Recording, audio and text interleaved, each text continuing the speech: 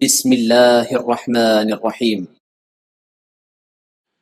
السلام علیکم ورحمۃ اللہ وبرکاتہ۔ الحمد لولیہ والصلاة لنبیہ محمد وآلہ وصحبہ اجمعین، اما بعد۔ حاضرین و ناظرین، یہ درس نمبر 2258 ہے اور آج سورۃ القیامہ کی 6 آیتوں کی تلاوت و تشریح کی جائے گی۔ آیت نمبر 31 تا 36۔ اعوذ باللہ من الشیطان الرجیم، بسم اللہ الرحمن الرحیم۔ فلا صدق ولا صلى ولكن كذب وتولى ثم ذهب إلى أهله يتمطى أولى لك فأولى ثم أولى ثم أولى لك فأولى أيحسب الإنسان أن يترك سدى صدق اللہ العظیم۔ لفظی ترجمہ یوں ہے، فلا صدق، چنانچہ اس نے نہ تو تصدیق کی، ولا صلی، اور نہ ہی نماز پڑھی، لیکن کذب، اس نے جھٹلایا، وتولا، اور روگردانی کی، ثم پھر ذہب، وہ گیا، الی اہلہ، اپنے اہل کی طرف، یتمتع، اتراتا ہوا، اولا، ہلاکت ہے، لک، تیرے لیے، فاولا، پھر خرابی ہے، ثم پھر اولا، ہلاکت ہے، لک، تیرے لیے، فاولا، پھر تباہی ہے۔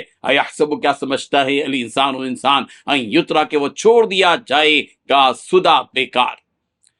ترجمہ یوں ہے، اس کے باوجود انسان نے نہ مانا اور نہ نماز پڑھی، بلکہ حق کو جھٹلایا اور منہ موڑ لیا، پھر اکڑ دکھاتا ہوا اپنے گھر والوں کے پاس چلا گیا۔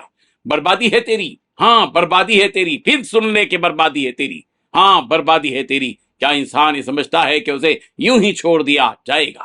ان 6 آیتوں میں 5 باتیں بیان کی گئی ہیں۔ پہلی بات، اس کے باوجود انسان نہ مانا اور نہ ہی نماز پڑھی۔ دوسری بات، بلکہ اس نے تو حق کو جھٹلایا اور منہ پھیرا۔ تیسری بات، پھر اکڑ دکھاتا وہ اپنے گھر والوں کے پاس چلا گیا۔ چوتھی بات، بربادی ہے تیری، ہاں بربادی ہے۔ پانچویں بات، پھر سے سن لے کہ بربادی ہے تیری، ہاں بربادی ہے۔ چھٹویں بات، کیا انسان یہ سوچتا ہے کہ اسے یوں ہی چھوڑ دیا جائے گا؟ ان 6 آیتوں میں گویا 6 باتیں بیان کی گئی۔ بزرگان محترمہ، آخرت کے واقع ہونے اور پھر وہاں ملنے والی سزاؤں اور وہاں کے انعامات بیان کیے جانے کے بعد اللہ تبارک و تعالیٰ انسان کی بے حسی بیان کر رہے ہیں، اس کے لاشعور پن کو بتا رہے ہیں کہ یہ سب کچھ اس کے سامنے کھول کھول کر بیان کیے جانے کے باوجود انسان نے حضرت محمد مصطفیٰ صلی اللہ علیہ وسلم کے رسول ہونے کی تصدیق نہیں کی، اور نہ ہی اس نے اس نازل شدہ کلام یعنی قرآن مجید کی اللہ تبارک و تعالیٰ کی طرف سے ہونے کی تصدیق کی، بلکہ اس نے ان سب کو جھٹلایا، منہ موڑ لیا، اور اس کے ساتھ ساتھ اس نے اپنے رب کے سامنے سر جھکانے اور نماز پڑھنے سے بھی انکار کر دیا۔ اس نے ایمان کی ان ساری بنیادی باتوں کا انکار کرتے ہوئے اس سے لاپرواہی برتی اور اللہ اور اس کے رسول کی اطاعت سے پیٹ پھیر کر اکڑ دکھاتا ہوا اپنے گھر والوں کے پاس چلا گیا۔ اب جو شخص بھی اللہ اور اس کے رسول کی اطاعت سے منہ موڑے، اللہ کے نازل شدہ کلام کو اور اس کے بھیجے ہوئے رسول کو جھٹلائے اور زمین میں تکبر کرتا ہوا پھر جائے، تو ایسے شخص کی یقیناً دنیا اور آخرت میں خرابی ہونے والی ہے۔ اسی حقیقت کو ان 3 آیتوں میں بیان کیا گیا۔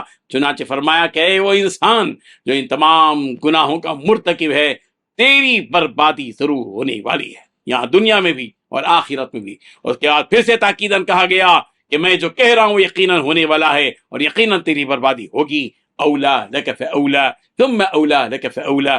ان آیتوں کے نزول سے متعلق بعض مفسرین نے کہا ہے کہ یہ آیتیں ابو جہل کے بارے میں نازل ہوئیں، جیسا کہ حضرت قتادہ رضی رحمہ اللہ نے فرمایا کہ ابو جہل نبی رحمت صلی اللہ علیہ وسلم کے پاس اکڑتا ہوا آیا تو آپ نے اس کا ہاتھ پکڑ کر فرمایا اولا لک فاولا ثم اولا لک فاولا۔ جب اس نے یہ سنا تو کہنے لگا کہ تم اور تمہارا رب میرا کچھ کر نہیں پائیں گے، میرا کچھ بگاڑ نہیں پائیں گے، میں تو اس جگہ کا سب سے معزز شخص ہوں۔ چنانچہ جب بدر کا دن تھا اور ابو جہل مسلمانوں پر چڑھائی کرنے کے لیے آیا تو آپ علیہ الصلوۃ والتسلیم نے اللہ کے سامنے ہاتھ پھیلا کر دعا مانگی کہ اے اللہ، اگر آج کے دن مسلمانوں کو فتح نہ ملی تو پھر آج کے بعد آپ کی عبادت کبھی نہیں کی جائے گی، یعنی کوئی مسلمان نہیں بچے گا اور نہ ہی پھر کوئی اسلام لانے کی ہمت کر سکے گا۔ چنانچہ اللہ تبارک و تعالیٰ نے اس دن ابو جہل کو موت دے دی، اور ایسی موت دی جو سب سے بدتر تھی کہ وہ 2 چھوٹے سے بچوں کے ہاتھوں مارا گیا۔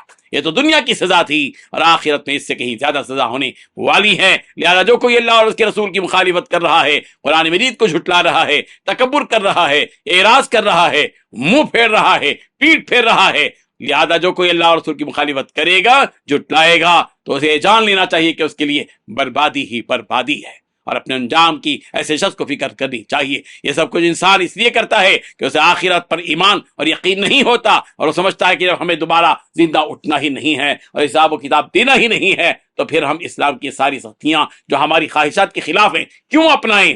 اسی کی طرف اشارہ کرتے ہوئے اللہ تبارک و تعالیٰ فرما رہے، کیا انسان یہ سوچتا ہے کہ ہم نے اسے اس دنیا میں پیدا کر کے یوں ہی چھوڑ دیا ہے کہ جو چاہے کر لے، آزاد زندگی، بے لگام زندگی گزار لے؟ ایسا ہرگز ہرگز نہیں۔ ہم نے انسانوں اور جنات کو ہماری عبادت کے لیے پیدا کیا ہے، وہ پابند ہے اس بات کے کہ اپنی زندگی میں اللہ کی عبادت کریں، اگر کریں گے تو جزا ملے گی، اور نہیں کریں گے تو ان کو سزا ملے گی۔ یہ قدرت کا قانون ہے، یہ آفاقی قانون ہے، یہ آفاقی دستور ہے، یہ آسمانی پیغام ہے جو ان آیات کے ذریعے دیا گیا ہے۔ اللہ تبارک و تعالی ہم سب کو ان آیات کو سمجھنے کی توفیق عطا فرمائے، آمین۔ وآخر دعوانا ان الحمدللہ رب العالمین۔ ڈیلی درس قرآن کو سبسکرائب کیجئے، اپنے تاثرات اور مشورے ارسال کیجئے، اور اپنے متعلقین کا گروپ بنا کر انہیں روزانہ درس قرآن بھیجئے اور اجر و ثواب پائیے۔ جزاکم اللہ خیر۔